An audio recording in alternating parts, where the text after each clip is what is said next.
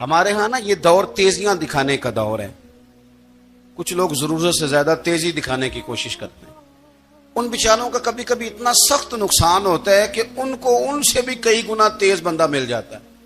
وہ کسی ایسی جگہ جا کے بیچارے الجھ جاتے ہیں جہاں سے واپسی کا راستہ نظر نہیں آتا. میں نے دیکھا ہے بہت سارے لوگ ایسے ہیں جن کے ساتھ لوگ آنا جانا ملنا بیٹھنا آہستہ آہستہ چھوڑ دیتے ہیں.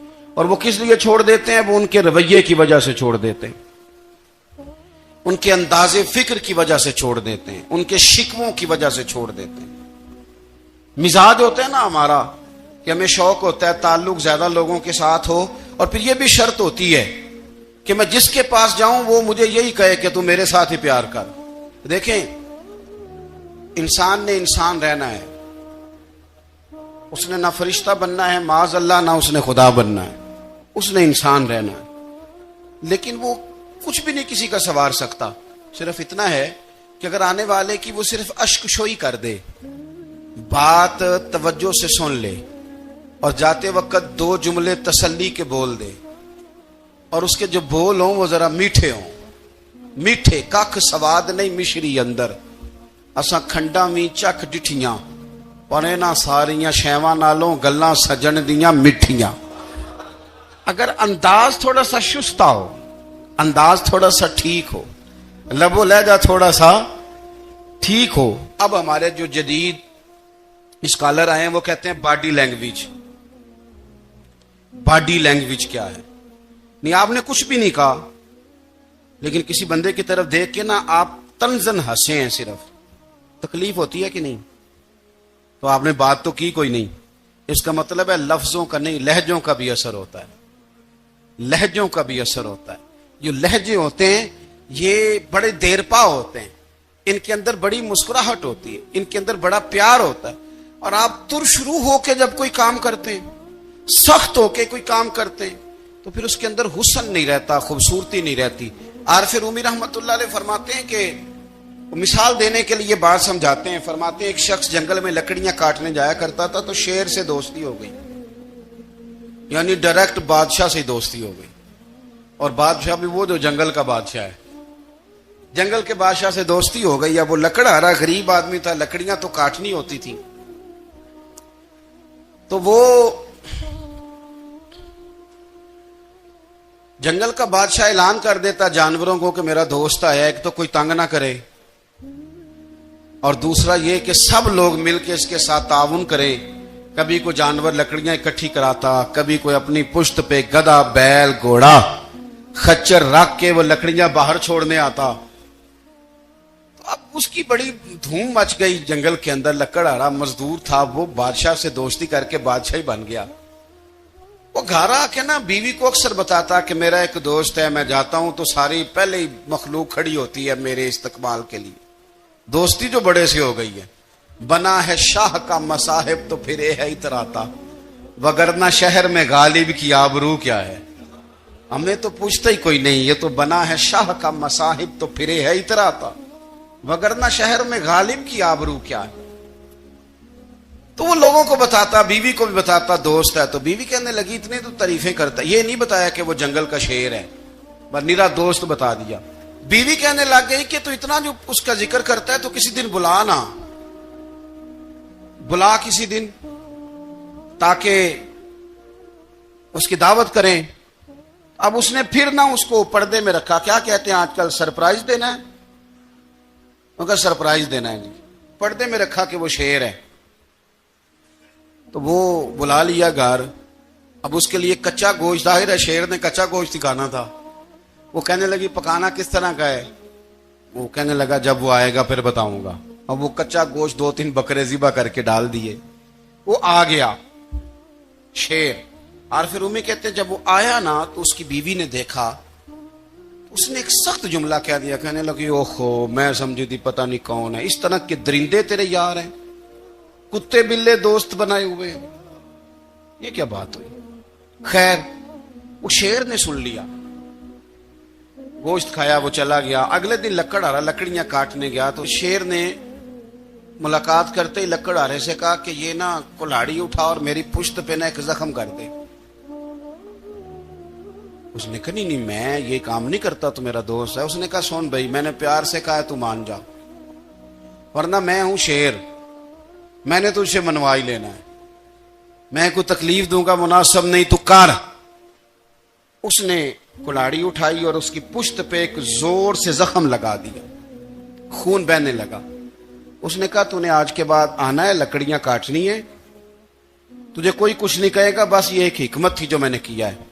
قصہ مختصر، وہ آتا رہا، لکڑیاں ملتی رہی، خدمت بھی ہوتی رہی، 6-8 ماہ گزر گئے۔ ایک دن شیر اس سے کہنے لگا یہ میرے ذرا بال اٹھا کے دیکھ، وہ جو تو نے زخم لگایا تھا وہ کہاں پہ ہے؟ اس نے وہ بال اٹھا کے دیکھا تو زخم ملا ہی نہیں، کئی جگہ پہ ٹٹولا کا یار یہاں تھا یہاں تھا یہاں تھا۔ شیر نے پھر کیا کمال ہی جملہ کہا، اس نے کہا کہ وہ جو کلاڑی کا زخم تو نے لگایا تھا نا وہ مکمل ہو گیا، لیکن تیری بیوی کا جو لہجہ تھا اور اس کی جو تلخی تھی وہ آج تک میرے ذہن میں موجود ہے، وہ ابھی بھی مجھے تکلیف دیتی ہے۔ تو بات سوچتا ہوں مجھے اس نے درندہ کہا، اس نے میرے بارے میں اتنے کچے اور کمزور اور سخت جملے کہے، تو وہ بات مجھے بھولتی، وہ آج بھی میرے ذہن میں اسی طرح گونجتی ہے۔ تلخ جملے جو اس نے کہے اور خوفناک جو انداز اس نے اختیار کیا، وہ بات مجھے کبھی بھی بھولتی۔ تو آپ کے لفظ لوگوں کو بھول جاتے ہیں پر لہجہ یاد رہتا ہے اگر ہم اپنے لہجے پر تھوڑی توجہ ہی کر لیں۔ کچھ لوگ کہتے ہیں جی میرا جی روٹین ہی یہ ہے بات کرنے کی، تو یہ یاد رکھنا کسی وقت ایسا بھی ہوتا ہے کہ شیر کو سوا شیر مل جاتا ہے، پھر ایسا نہ ہو کہ آپ کی تلخی کی جواب میں کوئی اس طرح کی تلخی ہو کہ پھر آپ اس کو کبھی بھلا نہ سکیں۔ حضرت ہانی رضی اللہ تعالیٰ عنہ اپنی قوم کے ایک وفد کے ساتھ نبی پاک صلی اللہ علیہ وسلم کی بارگاہ میں حاضر ہوئے۔ نبی پاک علیہ السلام نے ان کی ساری باتیں سنی، تو ان میں سے ایک شخص نے عرض کی یا رسول اللہ صلی اللہ علیہ وسلم، میں نا زیادہ باتیں نہیں یاد رکھ سکتا، حضور میں شاید کمزور حافظے والا ہوں، زیادہ باتیں نہیں میں یاد رکھ سکتا، حضور مجھے کوئی ایک ایسی بات آپ ارشاد فرما دیں کہ میں عمل کروں تو پھر جنت میرا مقدر بن جائے۔ میں چاہتا ہوں کہ مجھے کچھ ایسا مل جائے کہ میں اسی پر عمل، وہ کہا تھا نا درویش نے کہ علم و بس کری ہو یار، کیونکہ ایک کوئی حرف تینوں درکار، تو مجھے کوئی ایسی چیز مل جائے کہ وہ پھر جنت میرا مقدر بنے۔ تو حضور نے فرمایا 3 کام کرنا، ایک تو گفتگو جب بھی کرنا اچھی کرنا، تمہارا لب و لہجہ تمہاری گفتگو میں کبھی کوئی کمزوری نہ آئے، گفتگو اچھی کرنا، اچھی گفتگو۔ اور دوسرا حضور نے فرمایا سلام کو عام کرنا، اور تیسرا فرمایا لوگوں کو کھانا کھلانے میں رغبت پیدا کرنا۔ یہ کام کر پھر اللہ تبارک و تعالی تیرے مقدر میں جنت کو شامل فرما دے گا۔ تو میرے عزیز آپ اس بات کو سمجھیں کہ ہمارے اخلاقی رویے، ہمارا کردار، ہمارا لب و لہجہ، ہم نہ ڈنڈے کے زور پر حکومت قائم کرنا چاہتے ہیں۔ آپ کو پتہ ہے بہت سارے ملکوں میں دین گیا اور پھر اللہ تعالیٰ معاف کرے بعض جگہ پہ دینی اقدار کو، دینی لوگوں کو زوال بھی آیا۔ بر صغیر پاک و ہند میں دین آیا لیکن اللہ کے فضل سے زوال نہیں آیا، اور کبھی آئے گا بھی نہیں، کبھی آئے گا بھی نہیں۔ وہ جو ہم پہ بڑا اعتراض کرتے ہیں نا ہمارے معاملات پہ اور بڑے بڑے فتوے دیتے ہیں، یہ بات وہ بھی کہتے ہیں کہ ان کے دلوں میں عشق رسول کی شمع بہت زیادہ فیروزہ ہے، یہ بیگانے بھی مانتے ہیں۔ کیوں بھلا؟ اس کی وجہ سمجھیں، ہمیں جو دین پڑھایا ہے وہ صوفیاء نے پڑھایا ہے، اور صوفی جو دین پڑھاتا ہے نا اس کا لب و لہجہ میٹھا بڑا ہوتا ہے، اس کے لب و لہجے میں اخلاص بڑا ہوتا ہے، اس کے لب و لہجے میں للہیت بڑی ہوتی ہے، تلخی نہیں ہوتی۔ تو وہ دین پڑھاتے نہیں، وہ گھول کے پلا ہی دیتے ہیں۔ انہوں نے نا لوگوں سے پیار ڈالا، لوگوں کی ان کے ساتھ محبت ہو گئی، پیار ہو گیا، پھر انہوں نے میٹھے انداز میں لوگوں کو دین سمجھایا، ان کو اچھے طریقے سے اچھے لب و لہجے میں دین کی اور خیر کی باتیں ان تک پہنچائیں۔ اس کا فائدہ یہ ہوا میرے عزیز کہ لوگوں کی روحوں تک دین اتر گیا ہے۔ ہمارے وہ بچے جن کی عمریں ابھی بالکل چھوٹی ہوتی ہیں، 4 سال 5 سال کی، وہ بھی رسول پاک کا نام لیتے ہیں تو بڑے وجد کے عالم میں لیتے ہیں۔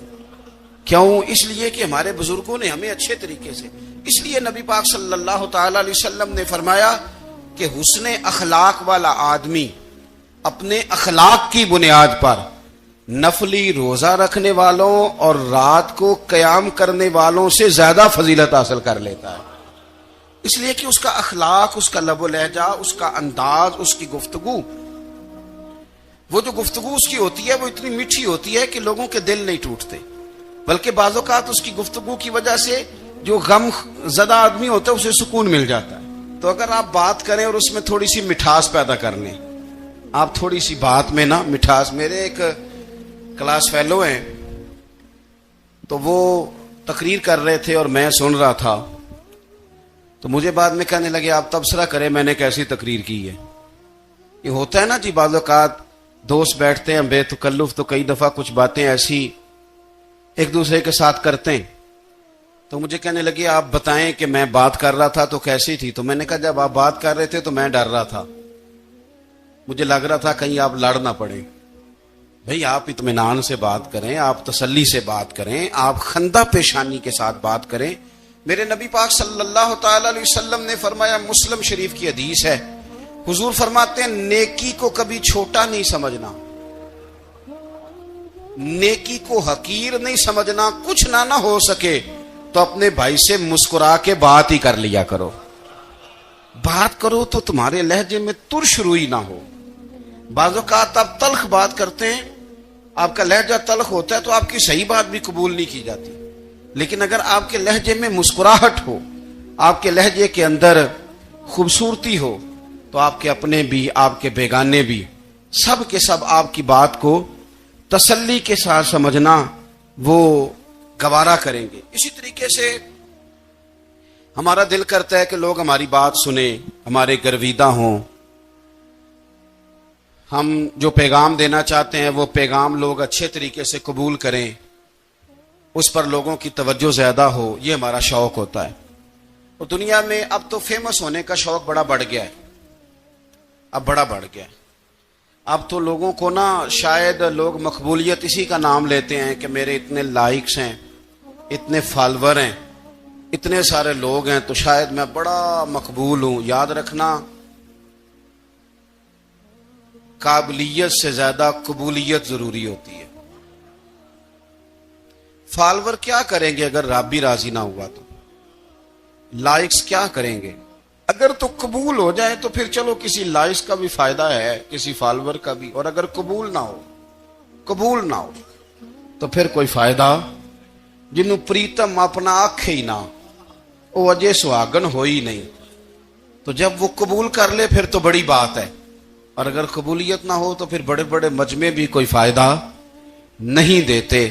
ہماری خواہش ہوتی ہے کہ لوگ ہمیں جانیں، لوگ ہمیں پہچانیں، ہمارا بڑا نام ہو، ہمارا بڑا ذکر ہو، ہمارے بڑے تذکرے ہوں۔ تو میرے نبی پاک صلی اللہ تعالی علیہ وسلم نے ارشاد فرمایا، حضرت ابو ہریرہ رضی اللہ تعالیٰ عنہ روایت کرتے ہیں، حضور فرمانے لگے، تم مال کے ذریعے لوگوں کو اپنا گرویدہ نہیں بنا سکتے، پیسے دے کے لوگوں کو پیچھے نہیں لگا سکتے۔ کتنے کو دو گے؟ دیکھیں نا، پیسوں سے تو بندے کا لالچ شروع ہو جاتا ہے، ایک دفعہ دیں، پھر دوسری دفعہ دیں، پھر تیسری دفعہ دیں، روز دیں گے تو بندہ راضی ہوگا، اور اگر آپ نے 99 دفعہ دیا، ایک دفعہ نہیں دیا تو وہ ناراض ہو جاتا ہے۔ تو کتنا کو لالچ پورا کریں گے؟ تو حبیب پاک علیہ الصلوۃ والسلام فرمانے لگے، تم پیسے دے کے لوگوں کو اپنا گرویدہ نہیں کر سکتے، ہاں خندہ پیشانی سے، حسن اخلاق سے ملو گے تو لوگ تمہارے گرویدہ ہو جائیں گے۔ تمہارا اخلاق، تمہاری خندہ پیشانی، تمہارا اچھا کردار، یہ لوگوں کو گرویدہ کر سکتا ہے۔ مال و دولت سے لوگ گرویدہ نہیں ہوتے۔ تو ہمارا وہ جو روزمرہ کا لوگوں کے ساتھ تعلق ہے، لب و لہجہ ہے۔ ایک صاحب مجھ سے کہنے لگے کہ یہ میں محفل کراتا ہوں، آپ بھی تشریف لائیں، اور میں 20 علماء کو بلا چکا ہوں، اور بڑے بڑے نامور نام انہوں نے میرے سامنے لیے۔ میں نے ان سے پوچھا کہ جو نام آپ نے لیے ہیں اور آپ کی تصویریں بھی ساتھ ہیں، میں الحمدللہ تسلیم کر گیا ہوں آپ کی بات کو، لیکن سوال میرا یہ تھا کہ کیا آپ نماز بھی پڑھتے ہیں؟ 21 उलमा को आपने बुलाया या 20 को बुलाया और बड़े बड़ों को बुलाया और मुझे भी आप दावत पेश कर रहे हैं, तो नमाजी भी आप हैं, नमाजी भी हैं। कहने लगे आप दुआ करें मैं नमाज पढ़ना शुरू कर दूं। मैंने उनसे कहा खुदा के बंदे, अब अगर तू किसी और को बताएगा कि 20 इतने इतने बड़े लोगों से मेरा ताल्लुक कर, पढ़ता मैं नमाज भी नहीं, तो लोग क्या सोचेंगे कि 21 मौलवी मिलके भी एक बंदे को नमाजी नहीं बना सके। तो आप अपने लबो लहजे से सिर्फ बातों से गर्विदा किसी को कर लेंगे। आप ये देखें कि अखलाक किस तरह का है, लहजा किस तरह का है, आपके बात करने का अंदाज कितना हसीन है, उस लफ्ज के अंदर हुस्न कितना ज्यादा है। नबी पाक सल्लल्लाहु अलैहि वसल्लम भी तबलीग फरमाते, हम भी तबलीग करते हैं। मैं और आप जब तबलीग करते हैं तो उस तबलीग के अंदर शिकवा होता है और तनकीद होती है, और बाज जगह मैंने ये भी देखा है कि तंज होता है, तंज। हम दूसरे को दे दीन की दावत रहे हैं, लेकिन हमारे लबो लहजे से तंज और तुशरुई छलकती है। तू दौलत के पीछे लग गया है, तू बिल्कुल जाहिल है, तू बिल्कुल, तेरे खानदान में से भी कोई नहीं इधर आता। आप तंज कर रहे हैं, आप दावत दीन नहीं दे रहे। दावत दीन तो गुलदस्ते में रख के पेश की जाती है, उसकी तो एक खूबसूरती है, उसका तो एक हुस्न है, उसकी तो अपनी एक जाज़बियत है, उसकी अपनी एक नूरानियत है। सहाबा इकराम अलैहिम रिदवान फरमाते हैं कि हज़रत साद बिन मुआज़ रज़ी अल्लाह तआला अन्हु का जनाजा था। अल्लाह के प्यारे महबूब सल्लल्लाहु तआला अलैहि वसल्लम ने जनाजे की इमामत फरमाई, और जनाजे की इमामत के बाद अभी ना कब्र के तैयार होने में कुछ टाइम बाकी था, तो हुजूर जमीन पे तशरीफ फरमा हुए। लोग कब्र की तैयारी में हैं। बाज़ौक़ात होता है ना अभी कब्र नहीं तैयार हुई, तो कहते हैं कि लकड़ी के साथ हुजूर ने जमीन कुरेदनी शुरू कर दी, और देर तक हुजूर ने चेहरा नूर को जमीन की तरफ झुकाए रखा, गोया जमीन शर्फे दीदार हासिल करती रही। देर तक चेहरा नूर झुका रहा जमीन की जानिब, हुजूर ने रुखे नूर को फेर लिया। सहाबा कहते हैं कि हम ना बड़े, जब हुजूर हमारे करीब होते थे तो हमारा ख्याल होता था कि रहमत की बरखा है, अपने अपने हिस्से का करम उड़ेल ले अपने ऊपर। फरमाते हैं मुंतजिर थे कि हुजूर कब हमारी तरफ रुखे अनवर फेरें और हम करीम से कोई बात सुन सकें। इरशाद फरमाते हैं कि हम बड़े शदीद मुंतजिर थे। देर के बाद नबी पाक अलैहिस्सलाम ने चेहरा अनवर उठाया, देर के बाद चेहरा अनवर उठाया। ये देखिए तबलीग हो रही है, और जब हुजूर ने चेहरा अनवर उठाया तो आंखों में आंसू थे, रो रहे थे। और 3 दफा हुजूर ने फरमाया, चूंकि कब्र तैयार हो रही थी, 3 दफा नबी करीम ने फरमाया, लोगों कब्र आखिरत की मंजिलों में से पहली मंजिल है, इसकी तैयारी कर लो, इसकी तैयारी कर लो, इसकी तैयारी कर लो। 3 दफा हुजूर ने ये जुमले दोहराए। क्यों? एक मैं तबलीग करता हूं पर उसमें न दर्द है, न रोना है, न वो लबो लहजा है। एक हुजूर दावत दे रहे हैं कब्र की तैयारी की, लेकिन उसमें आंसू हैं, उसमें खास रगबत है गुलामों के लिए। तो अपनी जिंदगी के अंदर जो हमारा अंदाज़े तकल्लुम है, हमारा अंदाज़े गुफ्तगू है, मैं कहा करता हूं कि हम ना दीन के लिए जब कलाम कर रहे होते हैं तो शिद्दत होती है हमारे जुमलों के अंदर। बाद मकामात शिद्दत के होते हैं। आप जिहाद की बात कर रहे हैं, नामूस रिसालत की बात कर रहे हैं, तो किसी जगह आपके लबो लहजे के अंदर शिद्दत का हो जाना बुरा नहीं है, बल्कि वो अच्छा है। लेकिन मेरे अजीज, हर वक्त ही कुछ लोग तलख हैं, उन्हें किसी वक्त भी आप उनसे मुलाकात कर लें वो लोग आपको परेशान ही नजर आएंगे। हजरत सैयदना अब्दुल्ला इब्न अमर रदी अल्लाह तआला अन्हु रवायत करते हैं कि नबी पाक सल्लल्लाहु तआला अलैहि वसल्लम ने इरशाद फरमाया कि जन्नत में ऐसे भी कमरे होंगे, जन्नत में कुछ ऐसे कमरे, कुछ ऐसे मकानात भी होंगे कि बाहर खड़े होंगे तो अंदर नजर आएगा, और अंदर खड़े होंगे तो बाहर नजर आएगा। यानी एक तो तुम आईने लगाते हो ना, वो दीवारें इतनी शफाफ होंगी कि अंदर बाहर से उनका हुस्न दिखाई देगा। हजरत सैयदना मालिक अशअरी रदी अल्लाह तआला अन्हु बैठे थे, कहते मैंने फौरन अर्ज की, हुजूर वो मिलेंगे किसको? वो जो इतने हसीन घर होंगे कि दीवारें ही शीशे की महसूस होंगी, अंदर बाहर से हुस्न के जलवे दिखाई देंगे, हुजूर वो मिलेंगे किसे? تو اللہ کے پیارے محبوب علیہ السلام نے فرمایا وہ اس کو ملیں گے جو گفتگو اچھی کرے گا، جو گفتگو اچھی کرے گا، لب و لہجہ اخلاق والا ہوگا، گفتگو اچھی کرے گا، لوگوں کو کھانا کھلائے گا، اور جب لوگ سو رہے ہوں گے تو وہ اٹھ کے اپنے رب کی عبادت کرے گا۔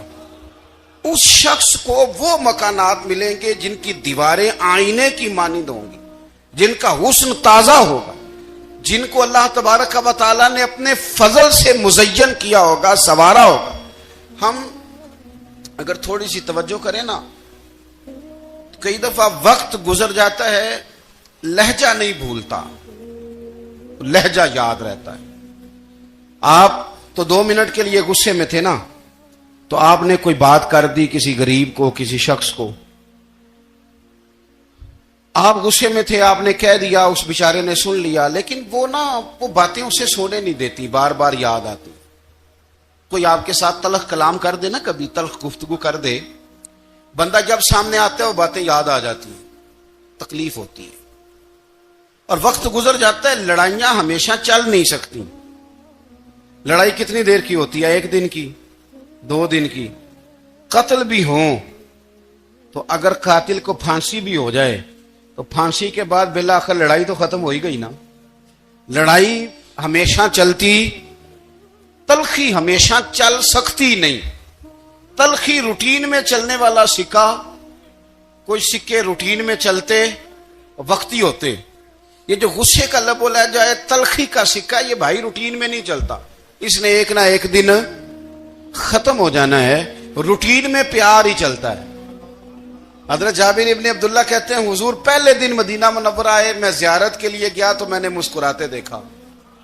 10 سال میں دیدار کرتا رہا، اور وصال سے چند دن پہلے بھی میں نے زیارت کی تو مدینے والے محبوب کو مسکراتے ہوئے ہی دیکھا ہے۔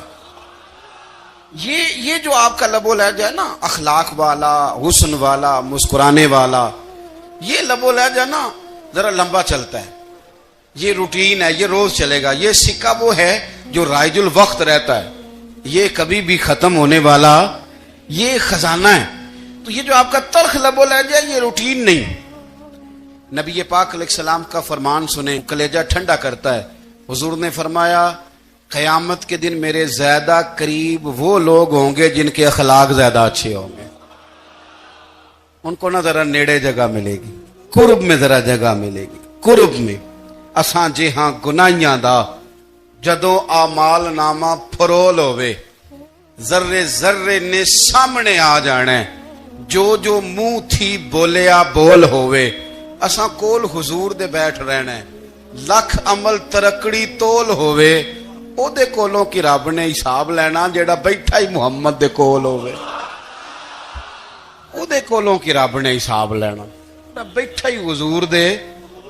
تو نبی پاک نے فرمایا بیٹھ جاؤ گے میرے قریب، پر شرط ہے اخلاق اچھا ہونا چاہیے، تمہارا لب و لہجہ شستہ ہونا چاہیے۔ جگہ نیڑے مل جائے گی، نیڑے جگہ مل جائے گی، پر پہلے آنے والوں کو نہیں۔ کوئی کہے میں پہلے گیا ہوں تو مل گئی، نہ اسے ملے گی جس کا اخلاق اچھا ہے، جس کا لب و لہجہ ٹھیک ہے، جس کا انداز فکر اچھا ہے۔ اور اینٹ کا جواب پتھر سے دینا بھی چھوڑ دیں، بس تھوڑا سا اپنے سٹائل میں نرمی لائیں، انداز میں نرمی لائیں۔ کئی دفعہ آپ صحیح بات بھی کرتے ہیں لیکن وہ لہجہ ٹھیک نہیں نہ ہوتا، تو صحیح بات بھی قابل قبول نہیں ہوتی۔ ویسے ایک بات عرض کروں، اگر روز کی بنیادوں پہ جس طرح تھوڑی سی بات کرتے ہیں تو روز کرنی پڑتی ہے نا، روز کرنی پڑتی ہے، تو کوئی بھی آپ ڈاکٹر کے پاس جاتے ہیں تو وہ دوائی بتائے تو روز کھانی پڑتی ہے، پرہیز بتائے تو روز کرنا پڑتا ہے۔ تو تھوڑا سا نا لب و لہجے پہ بھی توجہ دیں، جس طرح منہ روز دھوتے ہیں نا، دھونا ہی پڑتا ہے، تو اسی طرح اگر تھوڑا سا لہجہ بھی دھونا شروع کر دینا۔ یہ جو لوگ آپ سے تھوڑا تھوڑا شکوہ کرتے ہیں، تو اس نے کہا تھا کہ میرے لہجے میں غرور آیا تھا، اس کا حق تھا کہ وہ شکایت کرتا، تو کہیں تو ایسا ہے نا، کہیں تو کوئی تو بات بہو نے غلط کی ہے نا کہ ساس رو رہی ہے، کچھ تو ساس نے ایسا کہا ہے نا کہ بہو بیچاری کپڑے باندھ کے بچوں سمیت کہتی ہے گزارا نہیں ہوتا، کچھ تو ایسا بھائی آپ نے کہا ہے نا کہ کسی شخص کے من پسند روٹی پکی ہے پر وہ بیچارہ 3 دن سے کھا نہیں سکا، کوئی تو بات ایسی ہوئی ہے نا کہ سامنے والا तड़प के रोया है और हंसना भूल गया है। कुछ तो आपने कहा है ना, कुछ तो आपने कहा है ना कि एक आदमी तैयार हो गया है कि अब इस मोहल्ले में रहूंगा ही नहीं। कुछ तो ऐसा हुआ है ना कि लोग परदेसी होने लग गए हैं। कुछ तो ऐसा हुआ है ना कि सालों बसने वालों ने इलाके छोड़ दिए हैं।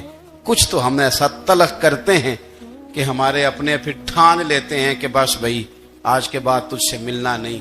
इसका मतलब यह है कि थोड़ी देर का सिर्फ लबो लहजे का सख्त होना अगर हम ठीक कर लें तो हो सकता है हमारे दाएं बाएं वाले बहुत सारे लोग सुख में आ जाएं, प्यार में आ जाएं, उनको थोड़ा इत्मीनान होने लग जाए। अपने लहजों पर, अपने उठने बैठने पर, मेल मिलाप पर थोड़ी तवज्जो दें, थोड़ा सा ख्याल करें। अल्लाह के हुजूर दुआ है मालिक करीम समझने की तौफीक अता फरमाए। ये कैसे हो सकता है कि आप किसी के साथ मुखलिस ना हो और फिर आप दावा करें वो मुखलिस हो जाए? ये कैसे हो सकता है? आप पहले मुखलिस बने, फिर बाकी लोग भी आपके साथ मुखलिस हो जाएंगे। हम चाहते हैं सारी दुनिया मेरे साथ मुखलिस रहे। वो इमाम गजाली रहमतुल्लाह अलैह से पूछा एक शख्स ने कि मुखलिस दोस्त नहीं मिलता, तो फरमाने लगे चल तू ही मुखलिस हो जा, तू ही मुखलिस हो जा।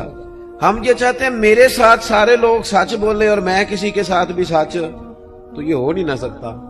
मुझे हर दुकान से सौदा खालस मिले और जो मैं बेच रहा हूं वो मैं खालस, तो भाई ऐसे होता नहीं ना, ये तो मुमकिन नहीं ना।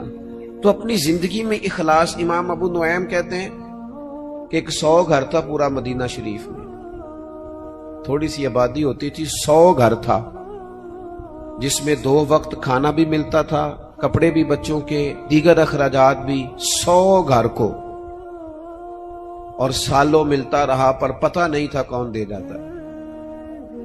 सालों वो खाना पानी बच्चों के खर्चे आते रहे पर पता नहीं था दे के कौन जाता है। फिर अचानक एक दिन ऐसा आया कि वो खाना भी आना बंद हुआ, वो सारी चीजें बंद हुई, लोग परेशान हुए, डिस्टर्ब हुए, तकलीफ बढ़ी। एक दूसरे से पूछने लगे तेरे घर भी नहीं आ रहा? उसने कहा नहीं आ रहा। तेरे घर 100 तो घर था। फिर कहा पता करो कब से नहीं आ रहा, तो पता चला 18 मुहर्रम से मेरे घर नहीं आया लंगर। 18 घर से वो कहने लगा 18 मुहर्रम से मेरे घर भी नहीं आया। वो जब गरीबों ने तारीखें मिलाई 100 घरों ने, तो 18 मुहर्रम से ही लंगर बंद हुआ। पता करो 18 मुहर्रम को क्या हुआ, तो पता चला 18 मुहर्रम को इमाम ज़ैनुल आबिदीन का इंतकाल हुआ। 18 मुहर्रम को इमाम साहब का विसाल हुआ। वो 100 घरों में खाना पहुंचाते थे, खर्चा उठाते थे, चेहरे पे कपड़ा पहन के रखते थे। कोई पूछता आप कौन है तो नाराज हो जाते थे। उन्होंने खिदमत की इखलास से, लेकिन फिर हालत ये हो गई कि लोग उनको जानते थे, याद करते थे, उनके लिए रोते थे। अपनी जिंदगी इखलास वाली करें। हम नेक नजर आना चाहते हैं, नेक बनना नहीं चाहते। हम चाहते हैं हमारी शोहरत हो जाए, हम नेक लोग, लेकिन नेकी करनी न पड़े। खैर वाला काम है उसे कर गुजरे और अल्लाह की रिजा के लिए कर गुजरे। ये मसाजिद के बाहर, मदारस के बाहर अक्सर उलमा के नाम लिखे होते हैं, बानी और मोहतमिम, चलो वही होंगे, होता भी है ऐसा, लेकिन उस बंदे का भी बड़ा किरदार होता है जो उसमें ढेर सारा हिस्सा मिला जाता है और साथ ये भी कह जाता है मेरा नाम ना ले आ दे। वो भी बड़ा बड़ा मुखलिस होता है, वो भी बड़ा बानी होता है जो कह जाता है मेरा जिक्र करना सारा मेरे जिम्मे लगा दें, आप लंगर का खर्चा सारी महफिल का दे दूंगा, मेरा नाम ना लेना। इससे दिल ठंडा रहता है, इससे तबीयत ठंडी रहती है। लेकिन अगर फोन पहले ही चल पड़े, मैं आ रहा हूं, मैं क्या कर रहा हूं, और जनाब देखना मैं इनकलाब बर्पा कर दूंगा, तो भाई आप गरज रहे हैं, बरसने की उम्मीद जरा थोड़ी है। मैं तो देखता हूं लोग अपने वालिदैन को हज पे भेज के लोगों को बताते हैं मैंने भेजा अब्बा जी को हज पे, तो अब्बा जी आप कहते भाईजान आपने भेजना था। अब ये बताने की कोई जरूरत है? फलां के साथ मैंने नेकी की, भगी अगर आप इतने परेशान थे तो भी न करते। ये चीजें आजमाइश में डाल देती हैं, अपने तकलीफ में आ जाते हैं। यार ये नाम ले रहा है। वो हमारे एक जगह खत्म शरीफ था, तो मैं एक जगह हाजिर हुआ इसाले सवाब की तकरीब में, तो वो कहने लगे ये आपने जब दुआ मांगनी है ना खत्म शरीफ पे, तो ये भी बताना है कि 50,000 रुपया हमने मस्जिद में दिया है। اور یہ اتنا اتنا کچھ جو ہے وہ ہم نے اور بھی خدمات کی ہیں، یہ والد صاحب کے لیے نا ذرا بول دیجئے گا۔ تو میں نے انہیں کہا ٹھیک ہے، دعا مانگ دی، میں نے کہا جو پڑھا پڑھایا ہے۔ وہ بعد میں مجھ سے کہنے لگے آپ نے بتایا نہیں۔ میں کہا کنوں دسنا سارے؟ کہنے لگے وہ ذرا، میں نے کہا خدا کے بندے ابا جی کیا دے گئے آپ کو زندگی پوری میں؟ کہنے لگے بڑا کچھ۔ تو میں نے کہا انہوں نے بھی مسجد اعلان کرایا تھا کہ میں بچوں کو زمین دے کے جا رہا ہوں، گھر دے کے جا رہا ہوں، دکان اعلان کرایا تھا؟ کہنے لگے نہیں۔ تو میں نے کہا تو 50,000 دے کے اعلان کراتا پھرتا ہے، کیا مطلب چکر میں پڑ گئے؟ اس سے تو کوفت پیدا ہوتی۔ امام غزالی ایک بڑی خوبصورت مثال لکھتے ہیں، وہ فرماتے ہیں کہ ایک ریاکاری کی مثال یوں سمجھو، ریاکاری پر سزا ملنے کا معنی یوں سمجھو کہ ایک پہرے دار سے ایک بادشاہ بڑا راضی تھا کہ یہ تو رات بھی ساری کھڑا رہتا ہے اور میری حفاظت کے لیے تلوار اس نے تانی ہوتی ہے۔ بادشاہ بڑا اس سے خوش تھا، انعام و اکرام دینا چاہتا تھا اور دیتا بھی تھا، لیکن اچانک بادشاہ کو اگر یہ خبر ملے کہ یہ جو پہرے دار رات بھی ساری جاگتا رہتا ہے یہ میرے لیے نہیں جاگتا، بلکہ معاذ اللہ اس کی تو کسی کنیز پر نظر ہے، اس لیے اس نے رات کی ڈیوٹی طلب کی۔ تو فرماتے ہیں اب بتاؤ بادشاہ اسے کیا سزا دے گا؟ اس نے کتنا اعتماد کیا، کتنا اس نے اس کے ساتھ محبت کی، کتنا اس سے پیار کیا، وہ کیا نکلا؟ ہمارا بھی یہ معاملہ ہوتا ہے کہ ہم اگر کسی شخص پر بڑا اعتماد کرتے ہیں، اس سے بڑی محبت کرتے ہیں، لیکن اگر ہمارا اعتماد ٹوٹتا ہے ہمیں تکلیف ہوتی ہے۔ نبی پاک علیہ الصلوۃ والسلام نے فرمایا سب سے بڑی زیادتی یہ ہے تمہارا اپنے بھائی کے ساتھ ظلم، یہ ہے کہ تم اس کے ساتھ کسی معاملے میں جھوٹ بول رہے ہو اور وہ تمہیں سچا سمجھ رہا ہو، یہ بڑا جھوٹ ہے تمہارا۔ مخلص زندگی جو ہوتی ہے نا، اخلاص والی، وہ قابل قبول ہوتی ہے۔ اپنی زندگی سے ہر قسم کی تصنع کو ہٹائیں، ہر قسم کی بناوٹ کو ہٹائیں، ہر قسم کی جو ظاہری زیب و زینت ہے، جو ملمہ سازی ہے، اس کو دور کریں۔ دینی کام بھی اگر اللہ کی رضا کے لیے نہ کیا جائے تو وہ دنیا بن جاتا ہے، اور اگر بظاہر وہ کام دنیا کا ہو لیکن کیا رب رسول کی رضا کے لیے جائے، اللہ رسول کی رضا کے لیے۔ دیکھیں نا، ایک آدمی تجارت کر رہا ہے، بظاہر تو وہ کاروبار کر رہا ہے، پیسے کما رہا ہے، بظاہر تو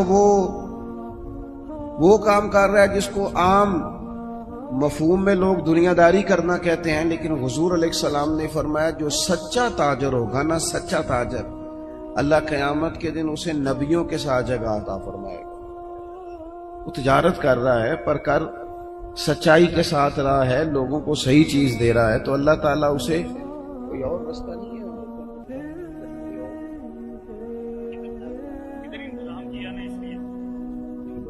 سارے دوستان میرے پیچھے چلو، لیڈیز کا ادھر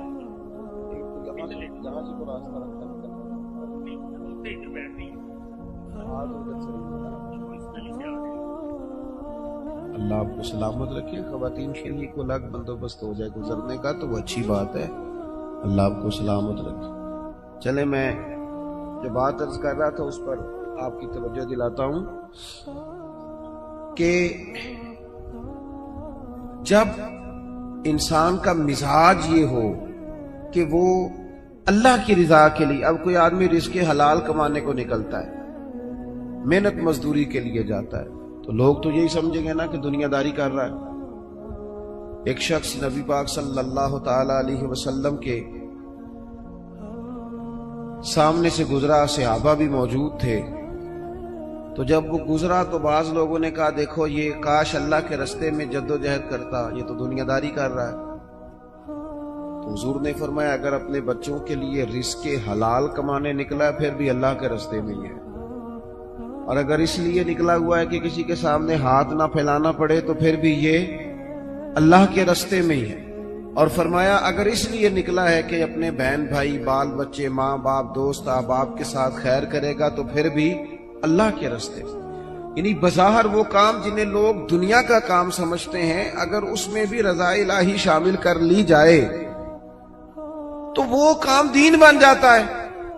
اور اگر جس کام کو لوگ دینی کام سمجھ کے کریں لیکن اس میں تصنع آ جائے، بناوٹ آ جائے، لوگوں کو ذرا پتہ چل جائے، ذرا میری بھی فوٹو آ جائے، ذرا میرا بھی نام ہو جائے، تو آپ نے دینی کام نہیں کیا یا آپ نے دنیا داری کی۔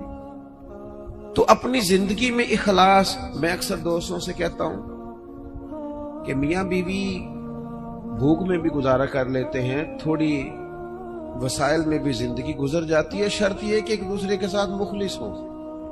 لیکن اگر خاتون کو پتہ چلے کہ میرے ساتھ مخلص نہیں ہے اور خامد کو پتہ چلے کہ میرے ساتھ مخلص نہیں ہے تو وہ گھر نہیں چلتا۔ تو اگر اخلاص نہ ہو تو ایک گھر نہیں چلتا تو پورا دین کیسے چلے گا؟ اپنی زندگی میں، اپنے مزاجوں میں اخلاص بہت ساری ہماری پریشانیوں کا سبب ہمارا دکھاوا ہے۔ اور میں نے دیکھا ہے یہ جو دکھاوا کرنے والے ہیں بیچارے، یہ بڑے ڈسٹرب لوگ ہیں، ذہنی طور پر شدید پریشان لوگ ہیں دکھاوا کرنے والے، بیچارے بڑی تکلیف میں ہیں کہ دیکھو یار میری فوٹو نہیں آئی، خود بتاتے ہیں اللہ کا شکر ہے جی میں فلانا کام بھی نیکی کا کرتا ہوں، بڑا کرم ہے جی فلاں خیر دیا۔ آپ کو یہ کیوں بتانا پڑا؟ اتنی پریشانی کیوں لگ گئی آپ کو؟ اگر آپ کرتے ہیں تو اللہ تعالیٰ اس کا اجر آپ کو عطا کرے گا۔ خود بخود آپ کو کیوں ایسا کرنا پڑا؟ اخلاص والی زندگی گزاریں، اپنے لہجوں میں، اپنے لفظوں میں حسن اور صفائی لائیں۔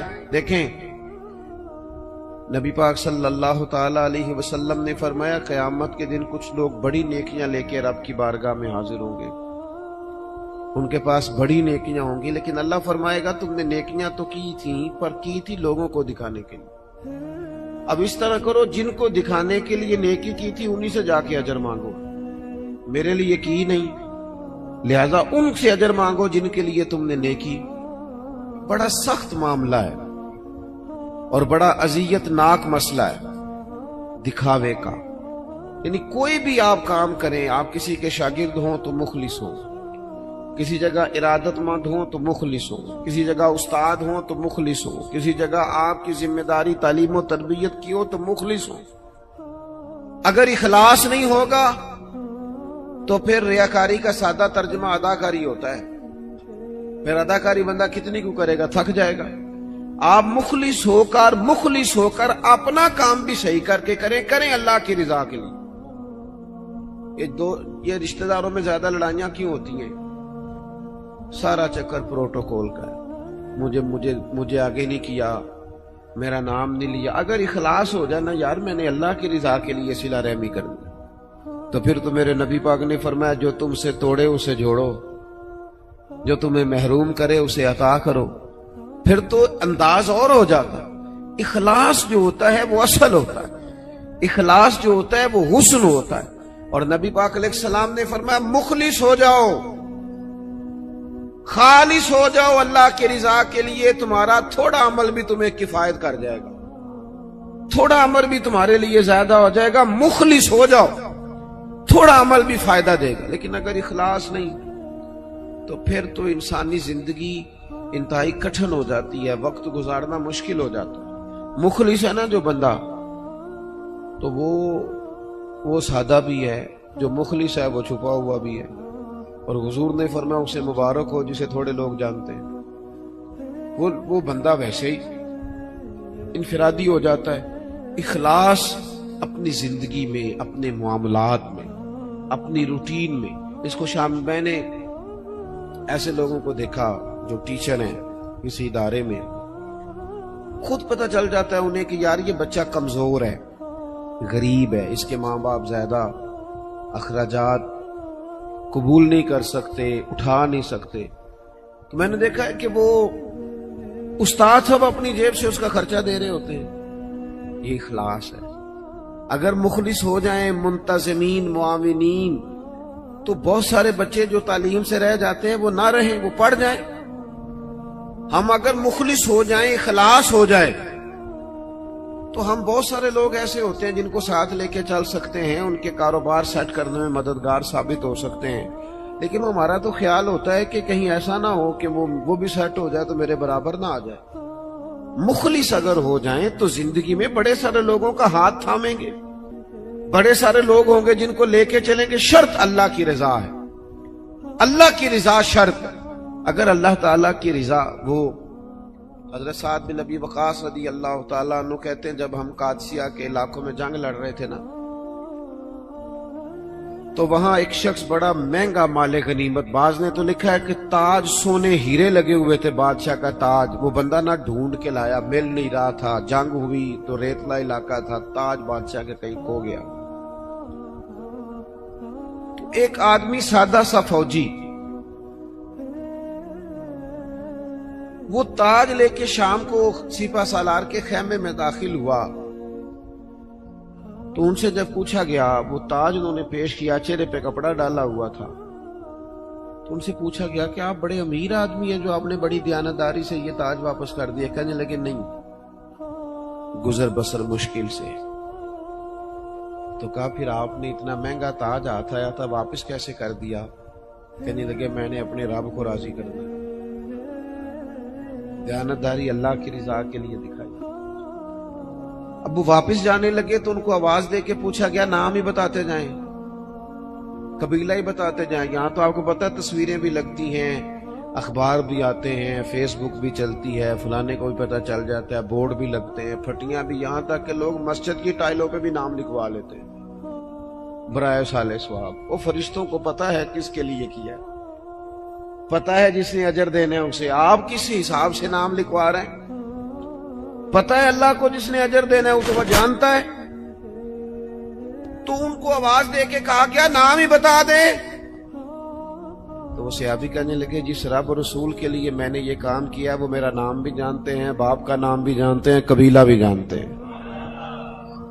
अपनी जिंदगी अगर थोड़ी सी इन चीजों से बाहर आ जाएगी तो तकल्लुफात से बाहर आएगी, जिंदगी सादा हो जाएगी। लोग अजियत से, यहां तो जनाब महफिलों में लोग फूल देने लगते हैं, कहते ठहर जाओ ठहर जाओ ठहर जाओ, भाई आप गुलदस्ता देने लगे दे दो, ठहरो ठहरो ठहरो, क्या हो गया? कहने जरा कैमरे सीधे हो लेंदे हो, भाई फूल पेश करने हैं तो वो भी कैमरा सीधा कर लो, उसके बाद पेश करो। और कैमरों की दुनिया और कैमरे की आंख, इसी में जिंदा रहना है क्या?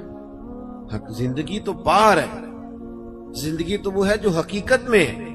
इखलास अपनी जिंदगी में पैदा करें, अपने बहन भाइयों के साथ, अपने घर में, अपने दोस्त अहबाब के साथ, अपने दीन के साथ, अपने मुल्क के साथ, अपनी मिल्लत के साथ इखलास पैदा करें। मिजाज खुलूस वाला हो, लिल्लाहियत वाला हो। हम मुसलमान हैं, हमें ये वाला सबक नहीं पढ़ाया गया कि दुनिया में खा लो पी लो मौज कर लो, यही है सारा कुछ। हमें तो कहा गया है कि तुम यहां कोई खैर करने आए हो, इखलास के साथ रब को राजी करो, वापस लौटना है, उसकी बारगाह की तरफ वापस जाना है, जज़ा सजा का फैसला होगा। लिहाजा यहां कोई खैर का काम करने आए हैं, यहां तयशुदा बात है कि कोई पक्का रहने के लिए नहीं आया, सब ने लौटना, तो अपने लौटने की तैयारी करे। उसके लिए शर्त इखलास है, उसके लिए शर्त मुखलिस होना है। बड़े सारे गरीब लोग ऐसे हैं जिन्होंने अब अपने दुख नहीं वो बताते, उन्होंने छोड़ दिए। बड़े सारे सफेद पोश ऐसे हैं जो तकलीफ में आते हैं, किसी से बात नहीं करते। क्यों? इंटरव्यू बड़ा लंबा देना पड़ता है, कागजात ही बड़े दिखाने पड़ते हैं, पूछ ही बहुत गहरी होती है, तफसीलात ही बड़ी देनी पड़ती है। हालांकि रब ने जब हमें दिया था तो इतनी तफसीलात नहीं जानी थी, पूछी थी, हुक्म नहीं दिया था, वो तो खैर जानता है सारा कुछ, लेकिन उसने इतने सवाल जवाब जो जिस जरिए से हमें दिए वो जरिया इतने सवालों जवाबों वाला नहीं था।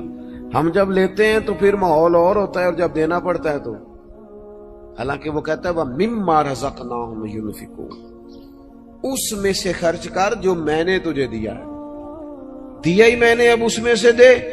तो हमारे यहाँ जनाब बड़ी लंबी, अब तो लोग बताते नहीं, कहते हैं चुप करो, इज्जत नफ्स का मसला है, अगर बात करेंगे तो बात खुल जाएगी, बात आगे निकल जाएगी। लेकिन जो देने वाले थे, जो अता कर, हजरत अब्दुल्ला इब्ने उमर